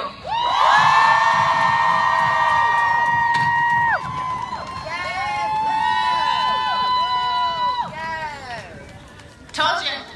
I just love Asma. I want to point one more sign out here. Over here says, stand with Planned Parenthood. And who's with me? I thought so. So I want to introduce our next speaker. We're going a little quicker now because we know there's a little breeze and it's a little bit chillier out here. We're gonna get rolling. Our next speaker is a disability rights and young women's rights activist. She's in her senior year of high school right now. She's doing some really cool things in the state of Minnesota. I want to introduce Hope Hoffman.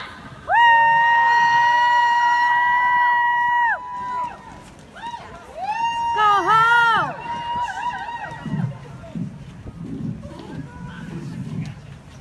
Thank you for that introduction. I'm not in my senior year of high school, but that's okay. It's all good. No, we're good. Who the heck am I? My name is Hope Hoffman. I'm, as of Tuesday, 22 years old. I don't know if I'm feeling it yet. Are there any Swifties in the crowd? Over the past 3 years, I've served on the Young Women's Initiative of Minnesota, a collaboration between the state of Minnesota and the Women's Foundation of Minnesota. I represent young women with disabilities and, as of recently, a member of the LGBTQ+ community. I was born and live with spina bifida. I've worn leg braces and walked differently my entire life. As a child, I managed through several doctor's appointments, surgeries, and physical therapy. But as an adult, our healthcare system has failed me. 6 months ago to this day, I had an amputation of one of my legs due to the negligence of a doctor who valued their reputation over my life. We must agree that because health is a privilege, decent healthcare must be a right.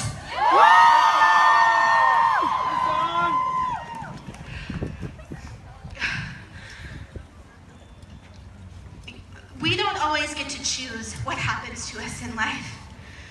But what shows the strength of our character is not the praise we accept in success, but the courage we show in defeat. And I know that success is not measured by how many times we fall down, but by how many times we get back up. Who the heck am I? I am beautiful, I am resilient, I am strong. I did not choose to lose my leg, but I am whoever I choose to be. You are whoever you choose to be, as long as our government supports us with the access and opportunity to pursue everything we want out of our lives. And politicians who know our lived experiences. I have had the privilege of hearing our next speaker, Congresswoman Ilhan Omar, a handful of times.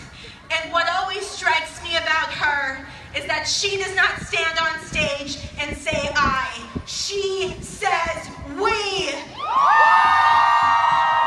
And she has taught me that collectively, we as women together are unstoppable. Thank you.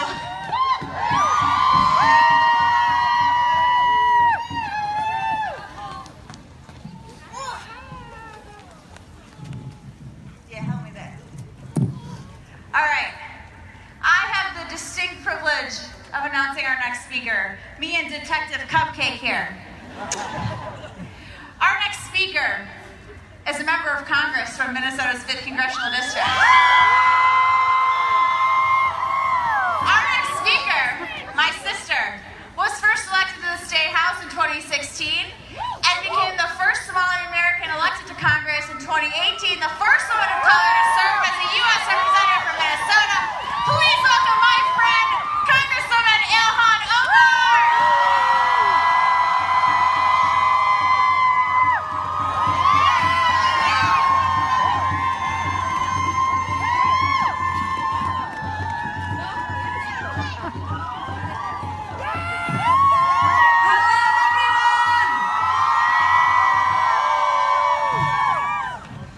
It's great to be introduced by Erin McQuaid and Detective Cupcakes. That's an interesting nickname for Ilhan. This is a beautiful sight. I am really excited to be here, to be back home, and to be with so many inspiring people on this day. Ilhan said we were going to the Women's March because we are women. And she's right. Because I am here because all of us as women and all of our allies believe that women's rights are human rights. As women, we are often expected to wait for permission or wait for an invitation. But I have news for them. We are saying no thank you.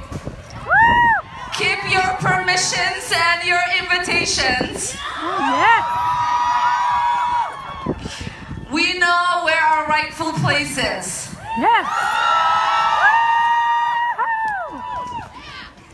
We know where change begins, and change begins with each one of us. As I said here last year and the year before, we would not be here today if not for those brave women who came before us and fought for our rights. We often drink out of wells we did not dig, so we must always pay homage to those that went through the struggle so that we, as women, can stand tall. But we also are here marching for ourselves, for our grandmothers, for our mothers, for our daughters, and for their daughters yet to be born.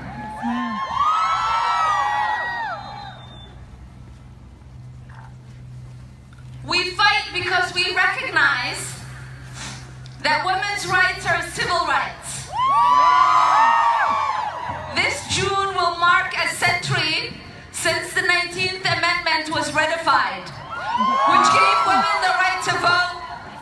But the right to vote is under attack, particularly for communities of color and for young women, and this is a women's rights issue. Women's rights are also immigrant rights. Right now, people are fleeing unspeakable violence in their home countries and seeking a better life in America. So many of the women fleeing sexual violence are looking for a better life for their children. This is a women's rights issue.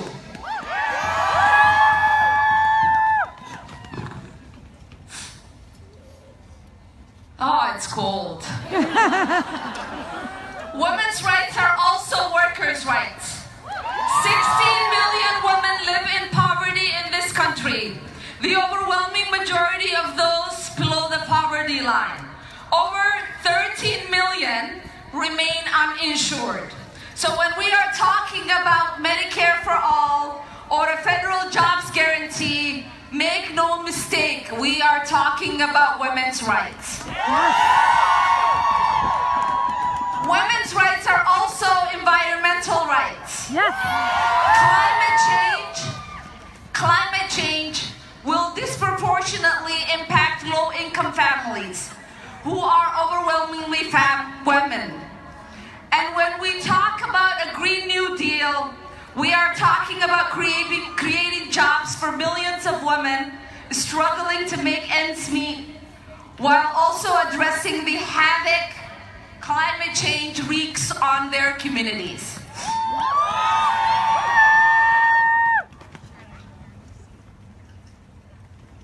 When we talk about women's rights, we are also talking about disability rights. 27 million women in the United States live with disabilities, including more than half of all women over 65. That's why when we introduce a $15 minimum wage this week, we also are going to work to abolish the minimum wage for people with disabilities. Because we cannot claim to fight for justice without including people with disabilities. Women's rights are also LGBTQ plus rights. Yes. The LGBTQ plus community struggles did not end with the legalization of same-sex marriage. LGBTQ plus youth are 5 times likely to attempt suicide than cis and or straight youth. This is why I will fight against any effort to undermine LGBTQIA plus rights in the name of religious liberty. And lastly, women's rights are reproductive health care rights. I stand here to affirm deserve the right to accessible and affordable reproductive health care. That means access to safe and affordable abortion. Yes. When we talk about Medicare for all, make no mistake, we mean access to contraceptions and abortion care. Yes.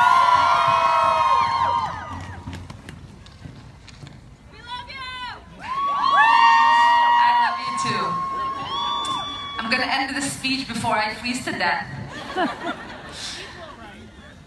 But 2 weeks ago, I was sworn into Congress with the most diverse and the most female freshman class.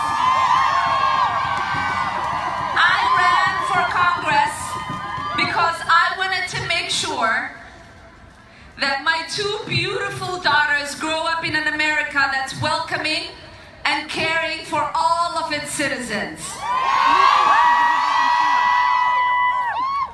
I want to show them true representation of this country's diversity and to be able to offer a counter narrative to the hate coming from the current administration.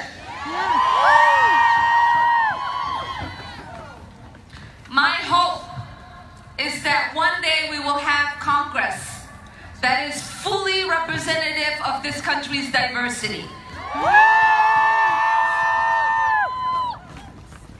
And I hope that there are other women standing in the crowd today or growing up in refugee camps like I did who will one day walk the halls of Congress like I do now.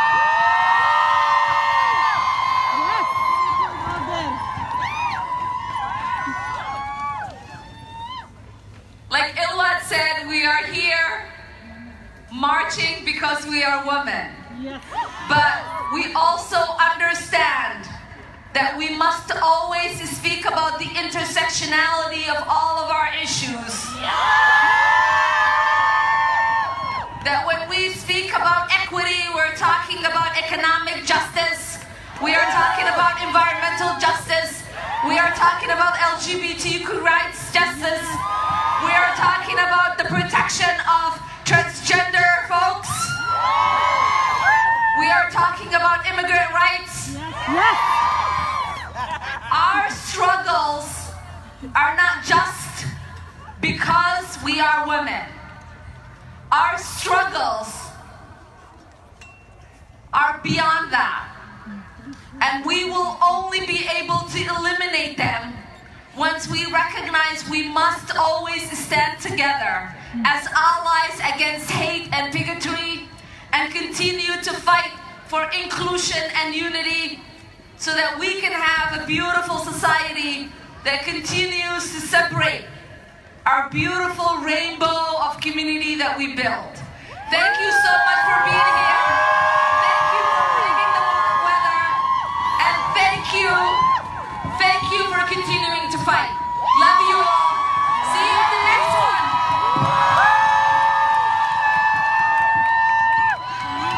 Ilwat is here. The little one. She's so strong. I just love her. You guys see Ilwat is here?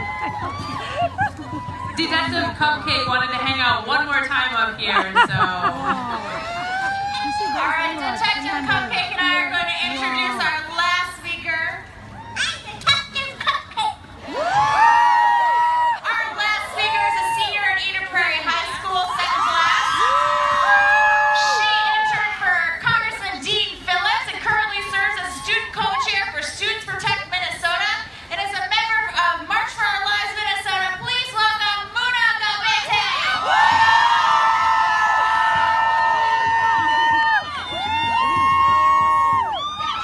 Hi. You guys look kind of cold, so let's start a few chants. I have a question. Can you show me what democracy looks like? This is what democracy looks like. Show me what democracy looks like. This is what democracy looks like. Show me what democracy looks like. This is what democracy looks like. Thank you.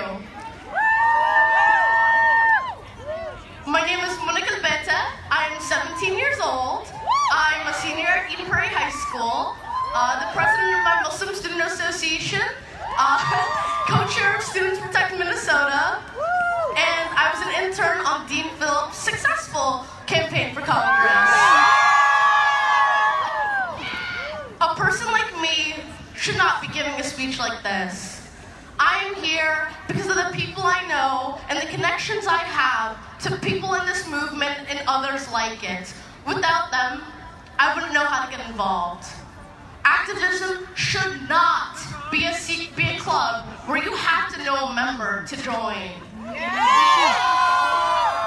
Instead of making activism exclusive, we should open the doors to the people we are so urgently fighting to protect. Girls like me grow up into women like Ilhan. Seeing a woman who looks like me and is so successful in changing the world inspires me. I see myself in her, and I want to encourage all of you to continue voting people into office that are going to make real change. Because going backwards is not an option. Gridlock is not an option. We must go forward. Feminism without intersectionality is not feminism. Right? Without inclusion of people of every single race, religion, gender, sexuality, ability, age, and class, our system is not a true democracy. Racism will not be tolerated. Sexism will not be tolerated. Islamophobia will not be tolerated. And anti-Semitism will not be tolerated.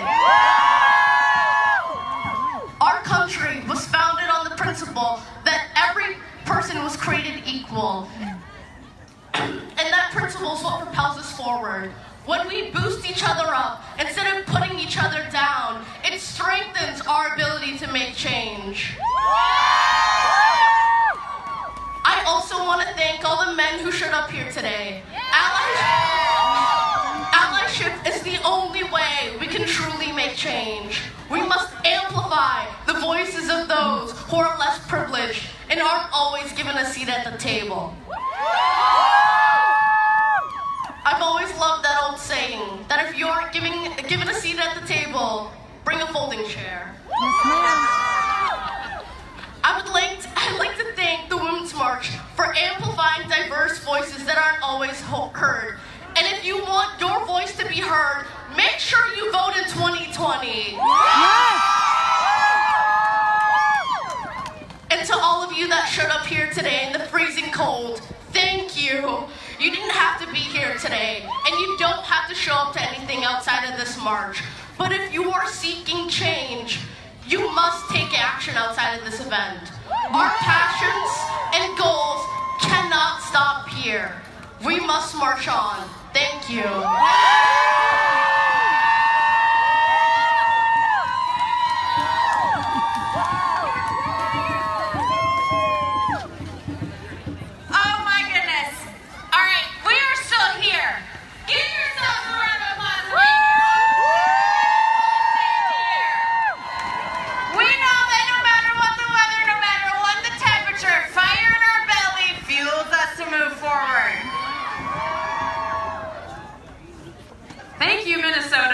Just some hearty folks. I really appreciate it. I want to introduce our last speaker here. She was born and raised in Minneapolis, Minnesota. She considers herself to be an empathetic and curious person. She is a former litigator turned public interest attorney and adjunct professor of law. She's grounded in true intersectional feminism, improving on the status of women, femmes, and our non-binary siblings.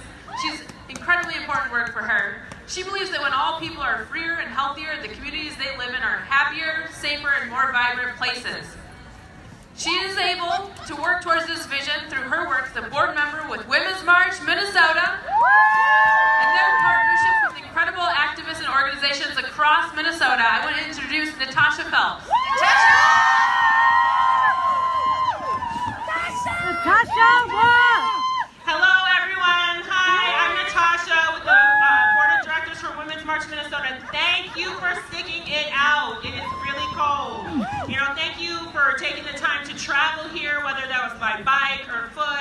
or bus, whatever. Thank you for taking time off of work, for getting childcare, for bringing your children, your pets, your families, your friends. To those of you who are still standing or sitting that are going through pain, whether that's physical, emotional, or spiritual, thank you for overcoming all that you needed to overcome to be here and stay here today. Women's March Minnesota appreciates each and every one of you, so thank you very much. We love that you're here. We love that you're going to leave here today and make a positive impact towards social justice. It is your support that allows Women's March Minnesota to fulfill our purpose of harnessing the power of women and their communities to create transformative change. And let me be clear, when we say women, we mean and include Black women, Indigenous women, trans women, LGBTQ women, immigrant women, Muslim women, women with disabilities, deaf women, Jewish women, Latinx women, Asian and Pacific Islander women, women of low socioeconomic status, all women and gender nonconforming people from a multitude of backgrounds, ages, faiths, statuses, and abilities. We see all of you, and we are working for you all. Improving and supporting the lives of women, femmes, and gender nonconforming folks means that we must recognize that justice and liberation for all requires us to work together against the underlying current of all forms of oppression, white supremacy, and toxic masculinity. We are dedicated to this collaborative movement, and we hope that you're with us too. Women's March Minnesota is in the process of determining what 2019 and beyond looks like for us. And we invite you to the table to be heard, to be understood, to join us. We hope you continue to follow our work and work with us. So what are we fighting for in these coming months? We're winding down now at this rally today. Well, first, of course, we demand that our federal government reopen. This is beyond unacceptable. We demand an election system that makes voting as accessible as possible for everyone across the nation. Yes! We demand action to reverse global warming and prevent further detrimental climate change. Federal action is important, but there are a few specific pieces of Minnesota legislation that we are supporting this session, and we hope that you will too. As you've heard, it's beyond time that we've added gender-based protections to the Minnesota Constitution, and we demand an Equal Rights Amendment. We stand with the NAACP Minneapolis and others to protect Black children and families in the child protection system and support the African American Families Preservation Act. We support the Missing and Murdered Indigenous Persons Act, which creates a task force with a strong coalition of Indigenous women's organizations and 11 of Minnesota's tribes to address and finally collect data on the history of missing and murdered Indigenous people, especially women and girls.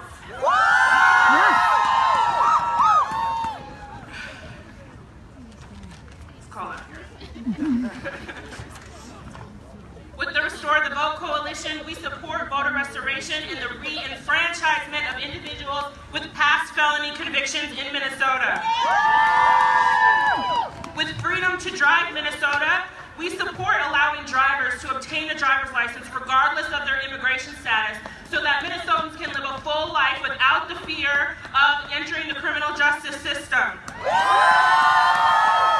And we will support any legislation that will advance or protect reproductive rights and access to or coverage to health care. Election fairness, healthy democracy, affordable housing, gun control, economic justice for disadvantaged communities, and LGBTQ rights, including bans on conversion therapy. Finally, we support legislation introduced to protect women, girls, and people across the gender spectrum from all forms of violence against our bodies. So please follow us in these coming months as we follow this legislation and support this legislation. But there are a couple of things that you can do immediately after today.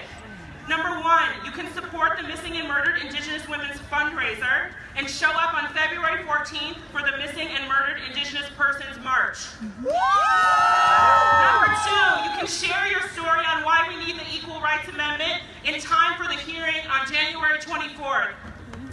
Number 3, you can register for the Min by Min 2019 Beyond the Goal Conference, where you can learn how to become a new or better activist. And number 4, you can attend the Restore the Vote rally at the Capitol on March 7th. All of the information for these action items are on our website, womensmarchmn.com. If you take out your phones right now, don't forget to text RESISTER, that's RESISTER, to 22828 now to keep up with Women's March Minnesota. You can also sign up for our email listserv on our website, again, womensmarchmn.com, and follow us on social media at the tag Women's March MN. Today we've heard from some incredible leaders who have different lived experiences and have faced oppression in different ways. We thank all of our speakers for living in your truth and doing the work that you do. We can all contribute to a better tomorrow. A young and brilliant Anne Frank once wrote under quite tragic circumstances, "How wonderful it is that no one has to wait, but can start right now to gradually change the world." To me, this speaks to the power of deciding in a moment to do better. Whether that's deciding that you will actively listen more when you speak to others, to consider equity in your work and careers, or showing up, for example, at the Restore the Vote rally on March 7th. Take a moment right now to decide how you will be a part of changing Minnesota and the world. While we celebrate today the progress that we've made, we've heard from our speakers that the work is far from done.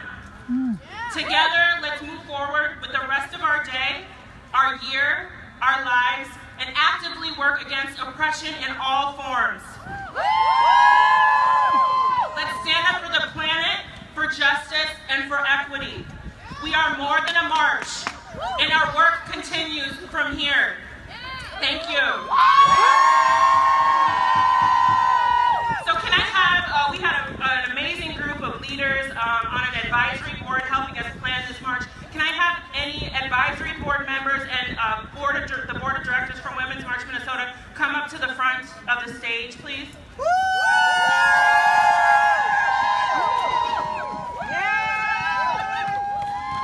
Okay, great.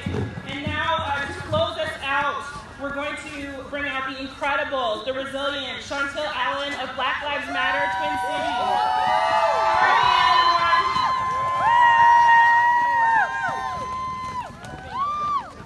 What's up, everybody? Still here. Looks like you guys are the resilient ones.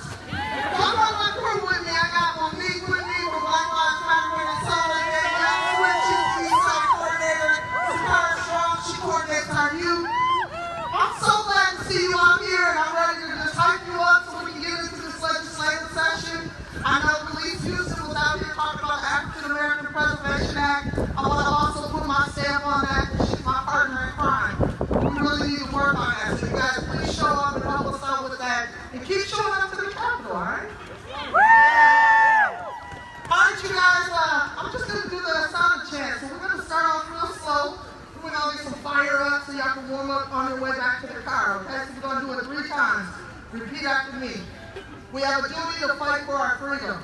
We have a duty to fight for our freedom. We have a duty to win. We have a duty to win. We must love and support one another. We must love and support one another. We have nothing to lose but our chains. We have nothing to lose but our chains. So I'll give you a quick little history. Sasha Shakur was a former Black Panther who had to seek refuge in Cuba. She's currently down in Cuba because she's on FBI's list for some false accusations. If you guys really follow the movement and the civil rights movement all the way through the Black Panthers, you'll know that there was a lot of false accusations just to kind of break down the organization as a whole. But that organization was really powerful. It's one of the reasons why we have the WIC program, why we have food stamps, why we have free and reduced lunch at school. Amen. Thank you.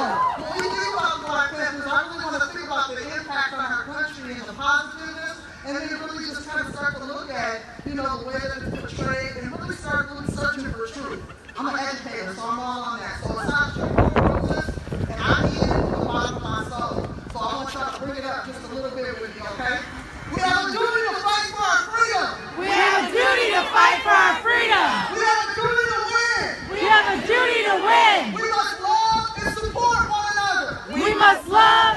support one another. We have nothing to lose but our chains. We have nothing to lose but our chains. We have a duty to fight for our freedom. We have a duty to fight for our freedom. We have a duty to win. We have a duty to win. We must love and support one another. We must love and support one another. We have nothing to lose but our chains. We have nothing to lose but our chains. We have nothing to lose but our chains. We have nothing to lose but our chains. We have nothing to lose but our chains. We have nothing to lose but our chains. All power to the people, and I can't wait to see you at the Capitol.